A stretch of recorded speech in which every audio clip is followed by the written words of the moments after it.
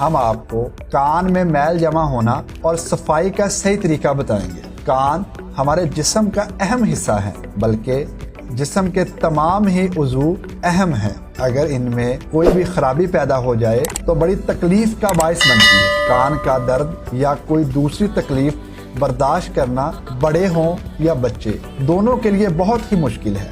کان میں درد کی طرح کان میں میل بھی جمع ہو جاتا ہے جو تکلیف دیتا ہے۔ معمولی طور پر ہر شخص کے کان میں تھوڑا بہت میل ضرور ہوتا ہے، لیکن بعض اوقات میل کے زیادہ اکٹھا ہو جانے سے کان کا سوراخ بند ہو کر تکلیف کا باعث ہو جاتا ہے۔ میل جمع ہونے کے اسباب: کبھی گرد و غبار پڑنے سے، مٹی اور کوڑے وغیرہ میں کام کرنے سے، کان کی صفائی کا خیال نہ رکھنے سے، نہاتے ہوئے کان کو صاف نہ کرنے سے، خراب غذاؤں کے کھانے سے، یا نزلہ و زکام اور ضعف دماغ کے باعث کان میں میل اکٹھا ہو جاتا ہے۔ کان بند ہونے کی نشانی: مریض کو مختلف قسم کی آوازیں سنائی دیتی ہیں، کان میں بار بار خارش ہوتی ہے، اونچا سنائی دینے لگتا ہے۔